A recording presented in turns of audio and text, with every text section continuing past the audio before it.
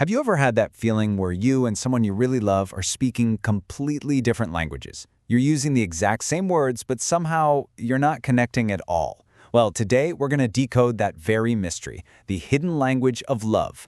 And this idea from a Korean drama really gets to the heart of it. This isn't about English or French or Spanish. It's the idea that your entire life, your history, your wins, your wounds, has written a language that is completely unique to you. And you know what?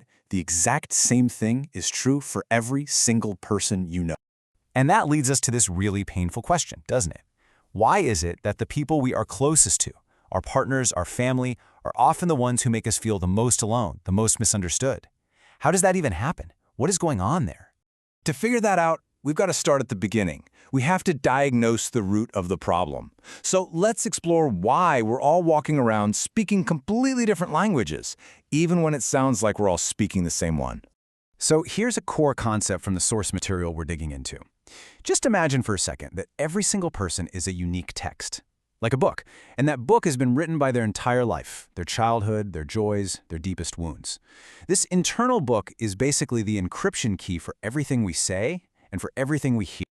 And this is where it gets really practical. Because our internal texts are so different, the very same words can mean wildly different things. For one person, "I need space" is just a simple request to recharge. But for someone else, maybe someone with a history of being abandoned, those same words can feel like the end of the world. And that brings us to a huge realization. In our most important relationships, misunderstanding isn't an accident. It's actually the default setting. So, if we're constantly in danger of being misunderstood and hurt, what do? Well, we do what any of us would do. We build armor. We put up walls to protect ourselves. This is the huge conflict that makes us build those walls. The sources compare it to a bunch of hedgehogs in the freezing cold. They desperately need to huddle together for warmth, but they're terrified of getting pricked by each other's spines. We crave that closeness, that intimacy, but our past hurts make us so scared of the very thing we're looking for. This table really helps us see what's happening beneath the surface. That outer armor of coldness. So often, it's just a shield protecting a deep, deep craving for love. That tendency to reject someone first, it's a defense mechanism against the fear of being hurt. And that feeling of indifference, a lot of the time, that's just a mask we wear when we feel totally and completely helpless. This story from a professional translator in the source material just hits so hard. I mean, think about the irony of that for a second. Here's a person whose entire career is about creating perfect understanding between strangers, and yet they felt totally lost trying to decode the language of the people they loved the most. It just goes to show you, this isn't about skill. It's about something way, way deeper. Okay, so if we're all speaking different languages, and we're all walking around in emotional armor, how on earth are we supposed to connect? Well, this brings us to the real turning point of this whole thing, making a fundamental shift in how we even think about communication. Let's compare two ways to approach a conversation. So often, we go into it like a lawyer. What's our goal? To win the argument, to prove our point.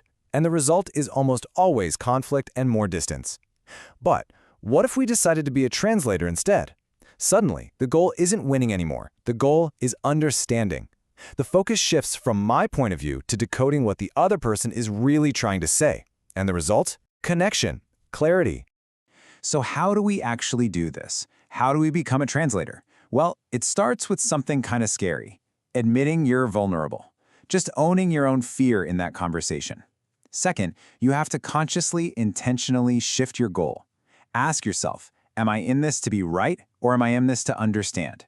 And finally, you have to listen in a totally new way. You have to listen past the words to hear the emotion, the real need, that unique text they're trying to share with you. Making that shift from lawyer to translator takes a ton of energy and a powerful motivation. And that brings us to the ultimate key, the one thing that can actually unlock every single one of these unique languages. And right here, this is probably the most profound idea in this entire explainer. We usually think that if we just learn to communicate better, then love will grow. But the sources here argue for the complete opposite. Love isn't the result of good communication. Love is the prerequisite. It has to come first. So why? Why is love the master key? Well, because it does three absolutely crucial things. First, it creates a feeling of absolute safety. It's the only thing that gives us the courage to finally take off our armor. Second, love provides the motivation. You're only going to do the hard work of decoding someone's unique world if you genuinely, deeply care about them. And finally, love is what heals all the old wounds from all the times communication broke down in the past. The code to all languages is in love. But, this brings up a pretty tough question. If our own love is often messy and limited, where do we find a love that's powerful enough to do all of that? The source material we're exploring offers a very specific answer to this, and it takes us into a more spiritual place. Now, just sticking to our role here as explainers of the source material, the conclusion they present is that this kind of powerful, unwavering love has to come from a transcendent source. The texts identify this source as a savior, who offers a kind of love that isn't based on our performance, but is given unconditional. So the logic they present goes like this. By first being on the receiving end of this unconditional love, our own hearts get healed and filled up. That experience fundamentally changes us. It's only then, when we feel truly secure and whole, that we actually gain the ability to understand and speak the language of love to all the other unique texts in our lives.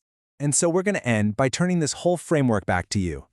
After exploring how our unique histories and our fears work, it's worth asking yourself, in your most important relationships, what armor might you be wearing? Is it coldness? Is it rejection? Maybe indifference?